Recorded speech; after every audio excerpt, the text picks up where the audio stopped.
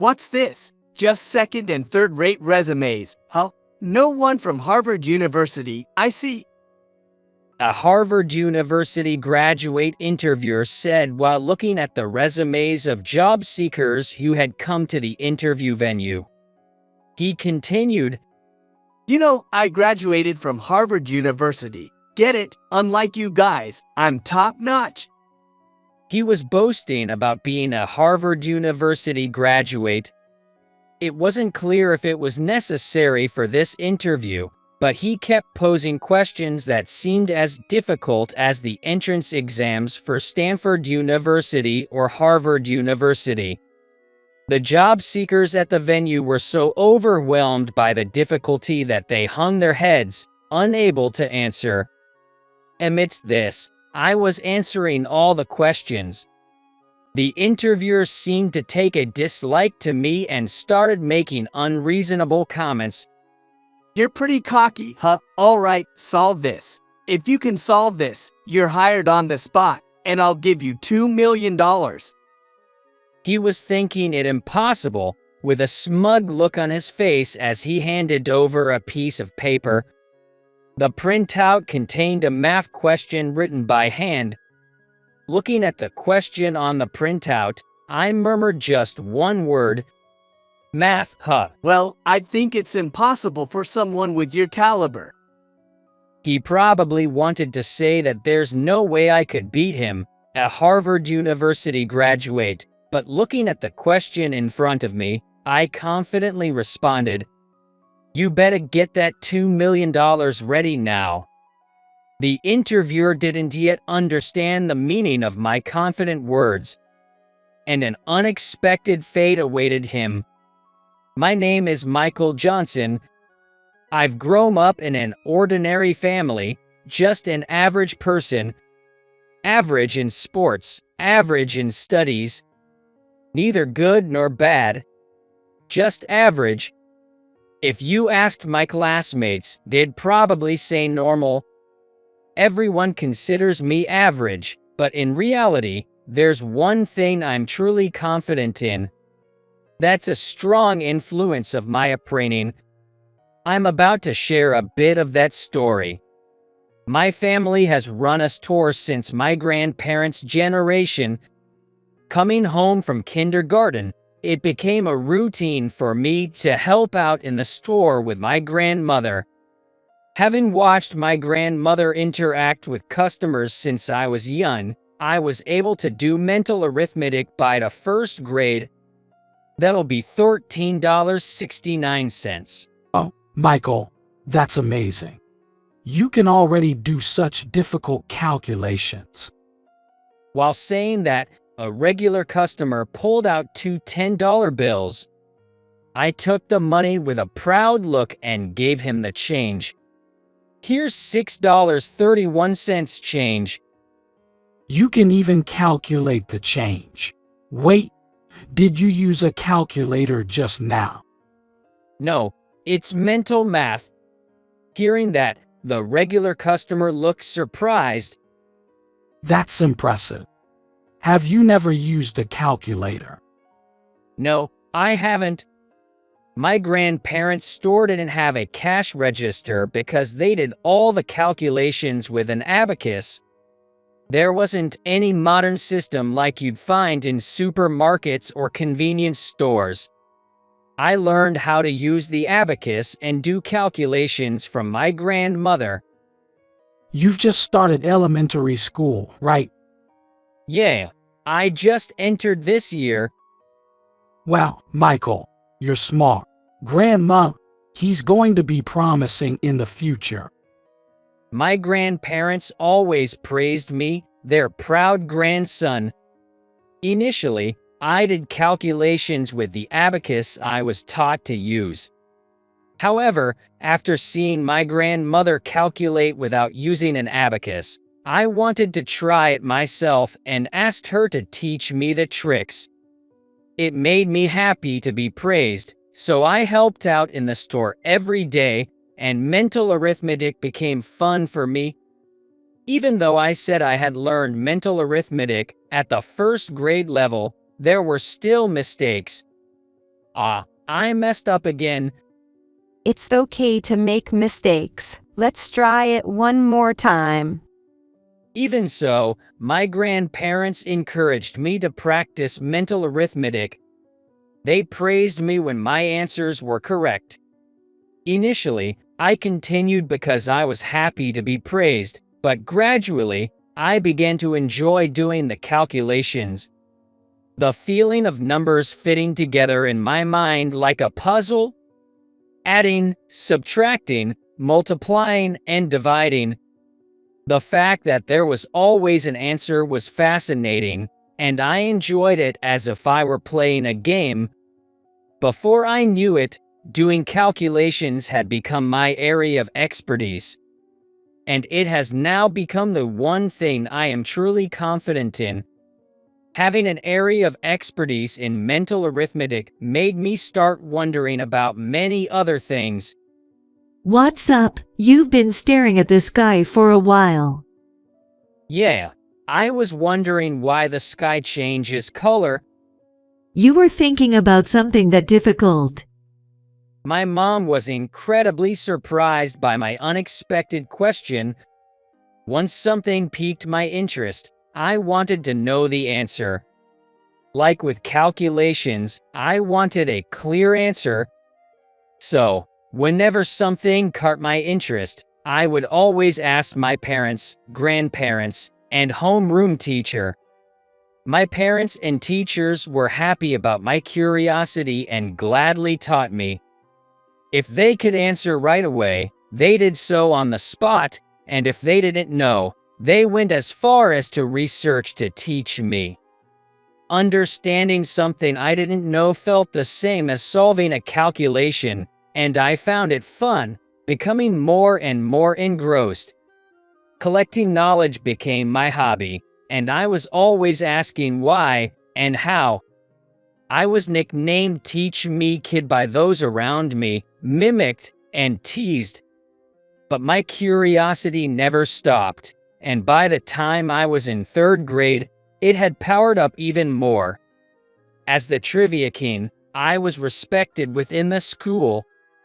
The reasons why the sky changes color, why the shape of the moon changes, why rainbows have 7 colors, how clouds are formed, the characteristics of dinosaurs, the ecology of bugs, plants, and flowers, the constellations of the seasons and the myths associated with them. I learned anything and everything that interested me. There was anyone else my age who knew as much about everything as I did. Entering middle school, new subjects sparked my curiosity again. I enjoyed acquiring new knowledge, and the trivia I had accumulated so far somewhat helped, making it feel like the world was expanding. I always liked reading, but upon entering middle school, I enjoyed reading literature with a more sophisticated level of thought. I was particularly drawn to chemistry.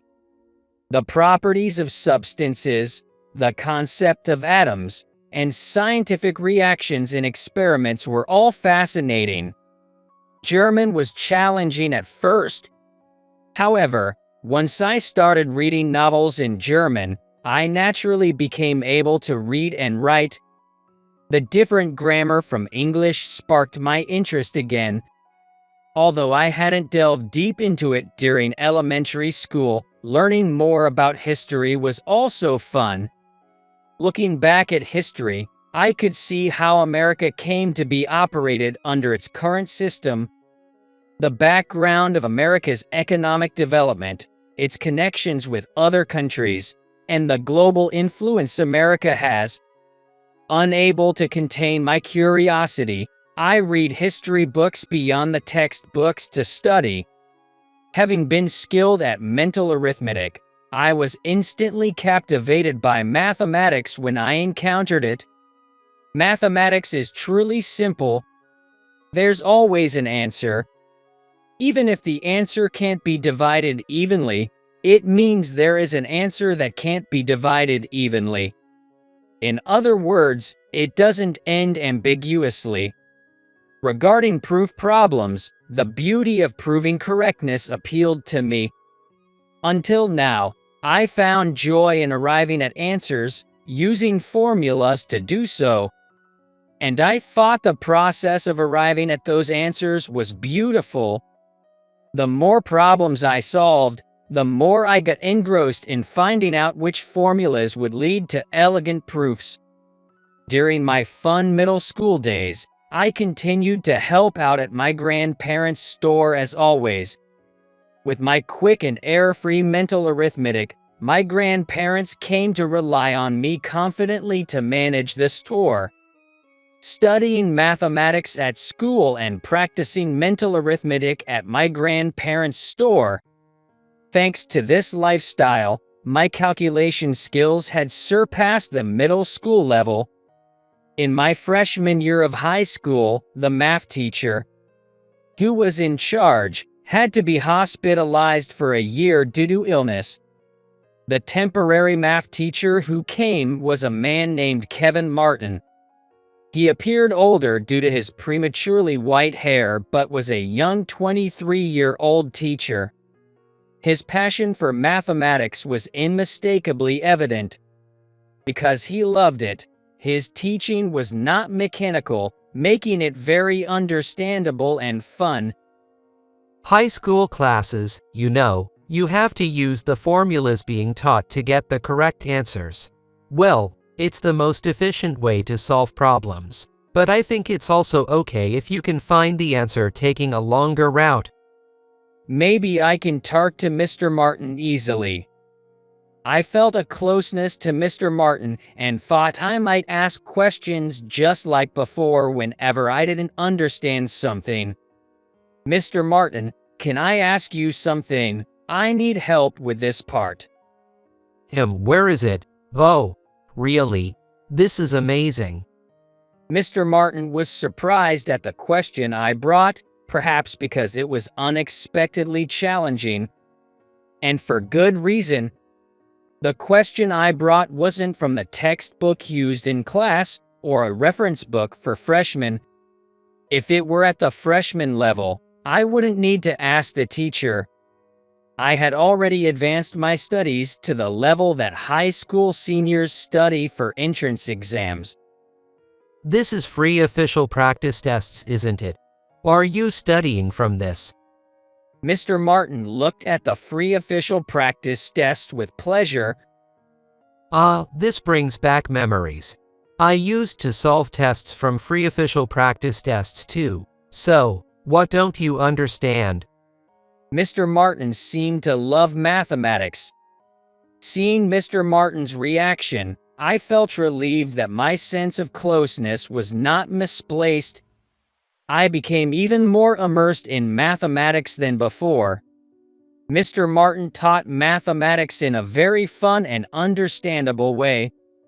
His slightly different perspective from other teachers overflowed my curiosity. Above all, Mr. Martin looked innocent and joyful when talking about mathematics. From then on, learning mathematics from Mr. Martin became a part of my daily routine. He recommended workbooks to me and even created his own. I thought the questions Mr. Martin made were very beautiful. I couldn't help but enjoy proving them. He also secretly taught me how to solve not covered in class. Mr. Martin made even the formulas and geometric questions I struggled with understandable, making mathematics even more enjoyable and captivating for me. One day, as usual, after school, I went to Mr. Martin, who seemed to be deep in thought. Hesitating to interrupt, I still spoke up. Mr. Martin, I have something I'd like to learn today too. Michael, right. All right, let's talk about mathematics today too. Mr. Martin always talked about mathematics with enthusiasm. Whether his counterpart was a high school student, he couldn't help but be happy and enjoy talking about mathematics. A pure love for the subject was evident.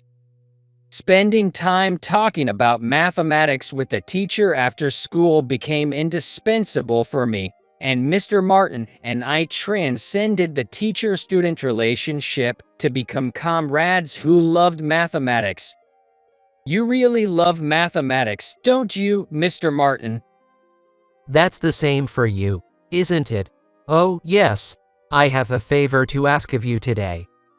As he said so, Mr. Martin took out a piece of copy paper and began writing on it with practiced ease. When he finished writing, he handed it to me. Here, this is my request to you. I was surprised when I saw his request. What was written there was not a math question. Create an original math workbook by Michael Johnson and surpass the math teacher, Kevin Martin. What is this? I was so surprised at the unexpected request that I was speechless. Ignoring my reaction, the teacher continued. Michael, you've solved enough questions already. In terms of solving them, you're at the college level. That's why I want you to go beyond that. From being the solver, why not try becoming the creator of problems? I'm sure you'll find the world of mathematics expanding even more. Becoming the creator, the world expanding. Exactly. I can't let your talent go to waste. I want it to blossom. The world seen from the perspective of solving is different from that of creating.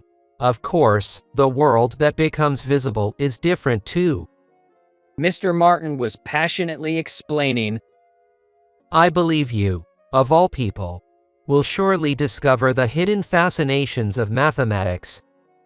Mr. Martin trusts me that much. I wanted to respond to his trust, and I also wanted to see the fascinations of mathematics that I hadn't seen yet. Thank you. I'll give it a try. All right. It won't be easy, but give it a go. I'm waiting for the questions you create, Michael.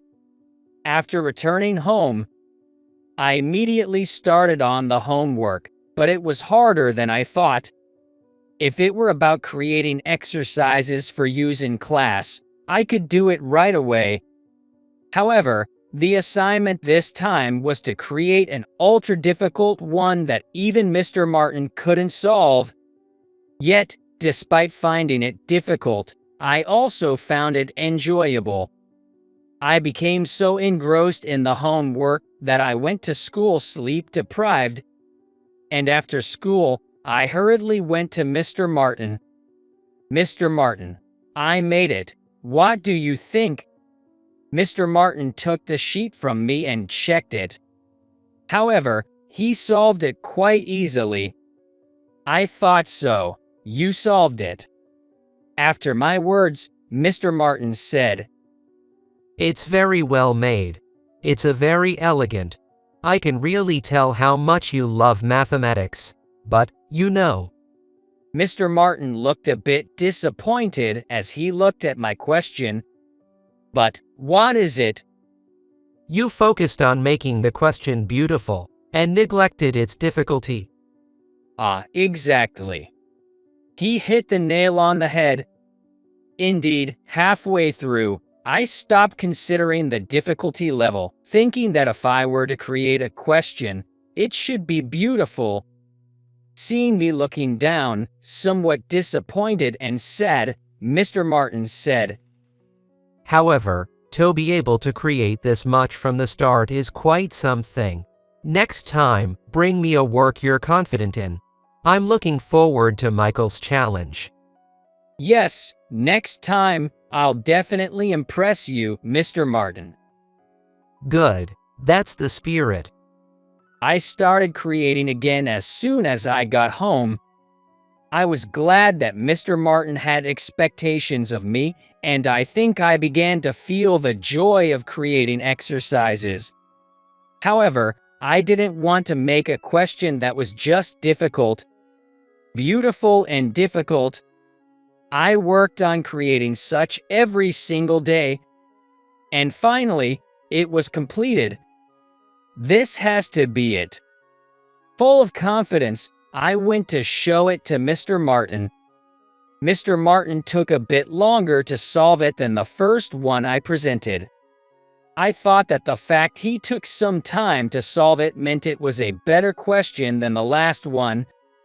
However, Mr. Martin gave me a strict assessment. Yes, it's a difficult one. It made me think a bit. You did well, but take another look at this. Saying that, he showed me my question. Did you notice anything? I realized what he meant. It's not beautiful. I mean, it's messy.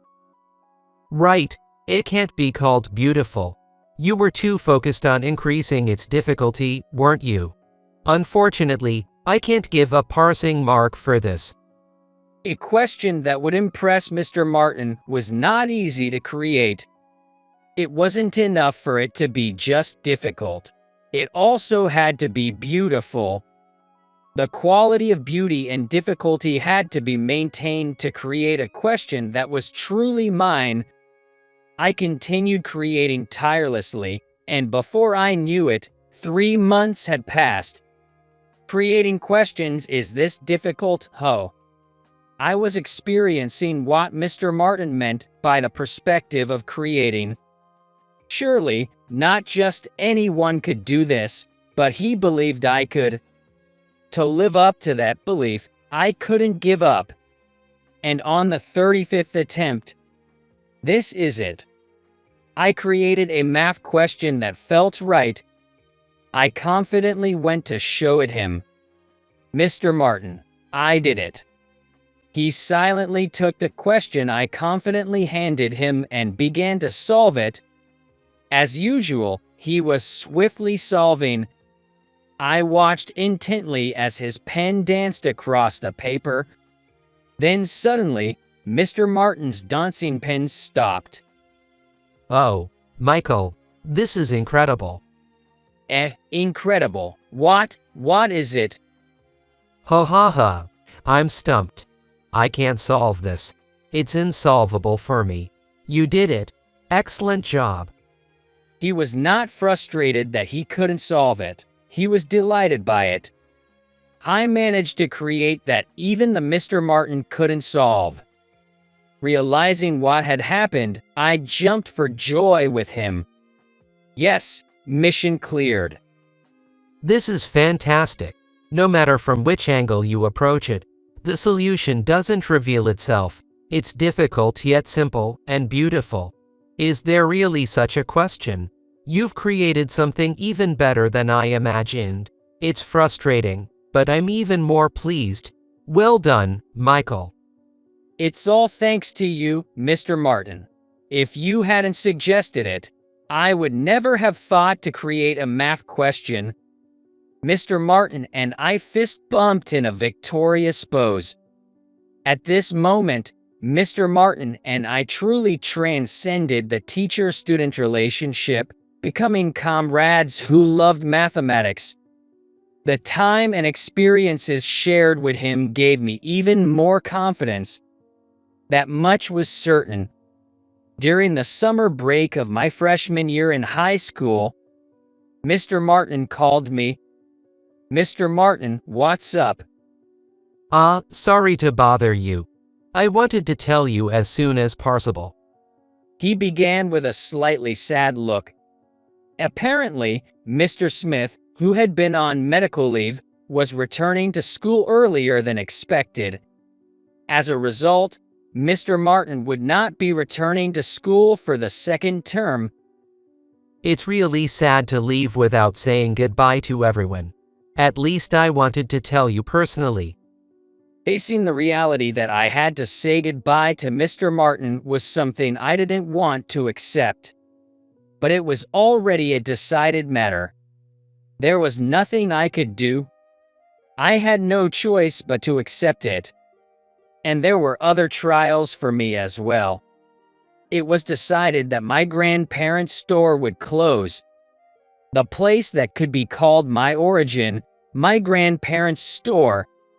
Mr. Martin, you elevated my math skills. Important things were suddenly gone. I felt a fierce sense of loneliness, as if I had lost my place as well. But right after that, there was no time to feel lonely. First, both my grandparents began showing symptoms of dementia. With both of them affected, caring for them at home became difficult for our family. Reluctantly, we had to admit my grandparents into a nursing home. After settling my grandparents into the facility and finally catching a breath, my father collapsed. He had a pre-existing condition, and his health wasn't great, but it worsened due to the stress of caring for my grandparents. He was admitted to the hospital unconscious. 6 months later, my father passed away. Left behind were just my mother and me. We couldn't sustain our lives as they were. We sold the building and land we used as our home and store. With that money, we rented a cheap apartment and decided to live there, just the two of us. Given our current financial situation, going to university seemed difficult. I decided to get a job instead of pursuing higher education. Mom, I'll work after I graduate. What are you talking about? I've saved enough for your expenses for university. Don't worry, and go to college. My mother said, handing me a bank book in my name. You've always said you wanted to go to university. You worked hard studying for it, right? Thank you, Mom. At least, I'll go to a local public university. I'll also do part-time jobs to contribute to our living expenses. From then on, I devoted myself to studying for entrance exams and working part-time jobs. I didn't want to put all the burden on my mother. I worked hard to keep my grades up so I could receive scholarships for university, ensuring that, even if we couldn't afford luxuries, we could have a happy life supporting each other. Seeing my mother smiling in front of me, I seriously wondered if I should start working immediately, but I couldn't ignore her wish for me to go to university. In the end, I decided to attend the nearest local university from our home. Once I entered university, honestly, all I remember is studying and working part-time. I managed to complete all my credits in 3 years, dedicating the rest of my time to job hunting. This year, as a senior, everyone around me is also putting their full effort into job hunting. I, too, poured my energy into it without falling behind. I checked every company briefing and online session, actively participating. Honestly, I wasn't in a position to choose companies, but I had my non-negotiable conditions. I wanted to ease my mother's burden as much as possible, considering how much she had shouldered for me. I also planned to take on the responsibility for my grandparents' facility fees. I carefully checked not only the salary conditions, but also the benefits, and made my selections. I positively applied to the companies I had picked out. After applying to about 10 companies, I received an invitation for an interview from one. It's an hour by train from home. Remote work was an option if desired. It's a newly established IT company, but it offers internships. Thinking it was a pretty good offer, I decided to go for the interview anyway. Well, Mom, I'm off to the interview. Okay, take care. Bye now. I psyched myself up one last time while looking in the hallway mirror. Let's do this. I didn't intend to be nervous, but the unfamiliar dress suit and leather shoes seemed to heighten my anxiety. Looking back, I saw my mother sending me off with a gentle smile. My mother's smile eased my nerves a bit. and at the same time boosted my morale. Upon arriving at the interview venue, I saw a line of job-seeking peers at the reception. I joined the queue, completed the registration, and was then guided to the waiting area. About 10 minutes later, my name was called, and I headed to the room where the interview would be conducted. Entering the interview room, I introduced myself with my university and name.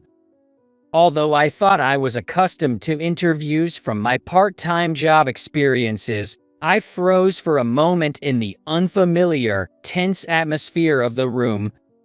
The interviewers were a man and a woman, young-looking, but being interviewers, they must hold positions of responsibility. Especially the man, who looked at me as if appraising me with a scrutinizing gaze. The female interviewer prompted me to sit with a please, to which I responded with a thank you and bowed slightly before sitting down. As soon as I sat down, the male interviewer started talking. Today, I'll be conducting the interview. I'm Miller. He introduced himself quickly. His fast-paced speaking caught my attention, but my nervousness was more overwhelming. The female interviewer also introduced herself, and all of us job seekers greeted in unison. Pleased to meet you.